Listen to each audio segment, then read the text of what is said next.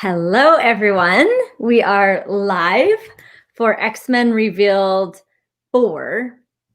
And today I'm very, very, very excited because I have one of my favorite people and favorite XMen to interview today. This is Miss Simone Padur.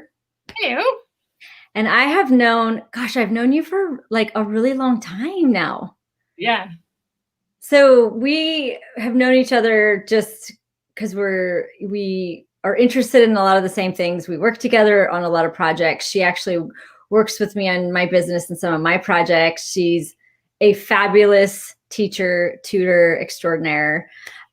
So I really adore you, and I'm excited to interview you today for XMen Revealed. So the whole series has really been interviewing people that I know may or may not have realized that they were X-Men before they got the realization that oh my gosh, in fact, I might be an X-Men. So, and I don't know if I've actually completely heard your story because you knew about this body of work even before I did.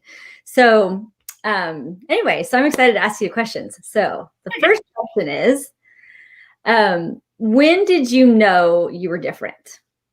Oh, I think from the moment I was born, I knew I was different. Basically out of the womb. Yeah.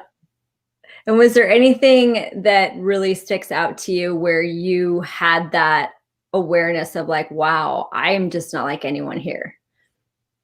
I think the first time I really had to acknowledge it was I was in a class with Gary Douglas in facilitators, and I was saying, I don't understand why people just can't understand what I'm saying without me having to say it.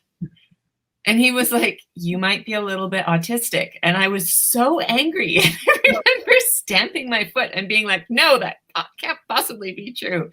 And then the more I sort of looked at it and read about it and listened to people talk about X-Men, I was like, oh, yeah. Yep.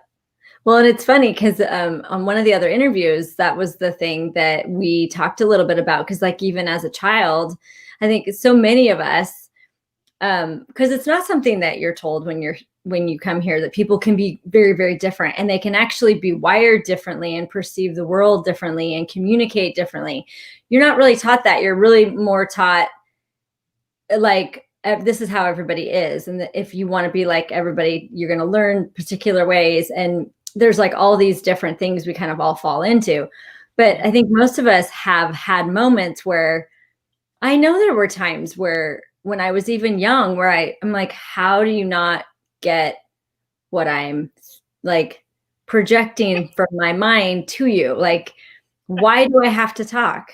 Really? Yeah. It was not that you came out and said that, but I think so many of us don't understand why people don't get what we're saying when what's coming out of our mouths is like a half sentence, a not finished sentence, a jump from this sentence to that sentence. You're like, how are you not following me? Yeah. Why are you not as fast as I am? Like, why can't you just, Like, why do you need all the sentences in the word, like all the words in the sentence? That was a funny dyslexic slip right now for everybody who just saw me do it. True story. When you don't think you're an X-Men, but stuff like that, just what just happened to me happens to you. Exactly. So when you started to, when you said Gary, and that's really how I started to look at this too, is Gary, I went to several classes over probably a year, maybe even longer. And it was literally every time I asked a question, that was the answer. Like, what part of your very autistic do you not get, was what he would always say. And I would be like, what the fuck is he talking about? I've never been diagnosed with autism. I don't know what he's talking about. Like, that's not me. Yeah. And so, and for those of us who, have been, are familiar with Access and have done classes and have heard talk of the body work that is Access XMen, like, I think for me, for a long time, I was like, it doesn't apply to me. I just thought it didn't apply to me. And then Gary started poking me with the autism thing. And I was like, why does he keep freaking saying that to me? Well, like when I was listening to your Being Alice Series, yeah. teleseries, Yeah. I mean, I had been listening, as you know, to this stuff for years, but the way you put it across, I was like, wow, I'm even more of an XMen than I thought I was. Like, I know. it really like hit it home, and I was like, oh, okay. And it made it easier for me. Like, Yeah. it made it a lot easier. Well, and that's the cool thing about the XMen tools and the thing that I love about them, because that has been my experience. Like when I can actually acknowledge that I am like interpreting things very differently, or I am aware of my environment very differently, or I communicate very differently, then I actually have that information of like, oh, okay, so what's going to actually work here if I have to communicate with someone who's just not getting Yeah. it, or I'm not getting how they're communicating. Because there's some people too that the way they communicate is a very linear, and sometimes I will like read that thing 12 times and I'm like, oh God, I know that I should be able to follow. I know I should be able to follow this, but I can't. And prior to knowing this about myself, I would have completely made myself wrong and thought I was stupid and thought whatever we decide those things are. So it does make things a lot easier when you know that your difference isn't just like almost like isn't like this reality kind of gives you the information of you're different because you're actually just being lazy and you're not willing to do what other people are doing. There's that weird energy that shows up. And I know you work with kids a lot too. And I know a lot of the kids that I'm sure come to you may or may not be XMen. We tend to fight each other. I don't know how that is, but it's like we do. It's like we tend to fight each other in this big, big world. So are there like, can you tell us about like any, like when you, okay, so the next question, which we'd already kind of talked about, is like when did you know you were XMen different? And you already kind of spoke about one, like how you delivered communication, but is there another one you could talk about where you realize like, oh, like you said, when you're listening to Being Alice, like, can you give an example? Yeah, I mean, another huge example is like the blog you have about OCD, and autistic Tourette's. Like the autistic Tourette's one is a huge one for me, where it almost has been painful for me, like the unsaid words or the elephant in the room, and I want to talk about it, and everybody hates me for talking about it, and that really shifted things for me, because I was like, oh, I actually can change things without ever saying a word. And that was a really huge. That was actually something that for me that I actually started to, because one of the things we talk about in Access XMen is that what if these things aren't disabilities? This reality likes to label them as disabilities because they don't fit in with what the general norm is. But what if these things are actually capacities that you have? And like that, the freedom that it gave me to actually start to first be aware that I was very aware of the unspoken energies in the room, the elephants in the room, and that it wasn't always like, because I'm very, like, people have called me direct. And I will just like say things, which is what the autistic Tourette's, I'll just like say it and like, okay, it's out. Now everybody, let's deal with it. Like that's kind of my point of view, which, is a very funny XMen, that is an XMen trait, like to just be like, blah. Now, everyone's uncomfortable. Now let's all handle it. But then I also had to like look at, okay, so that's not always going to be the best choice in every circumstance. So what if the capacity can also be that you are aware of it now? Like, what can you change or facilitate energetically? Yeah. Because if you get so many of us, like how we are and how we are wired and like what we can perceive and be aware of, it's not by accident.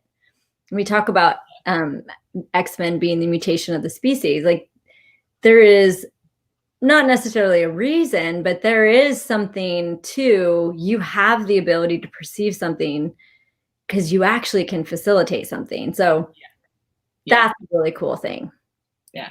It's been huge for me. I'm not going to say that I don't also blurt things out still.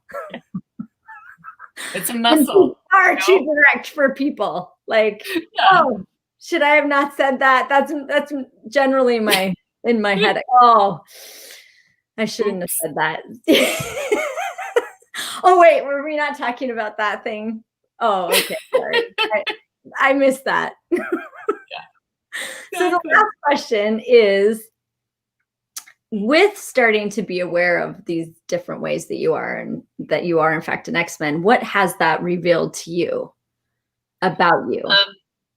Probably one of the biggest things, and this sort of ties in with the autistic Tourette's thing, is that I was so aware all the time of everything going on, and I would try to go no, I need some space, get out of my face, right?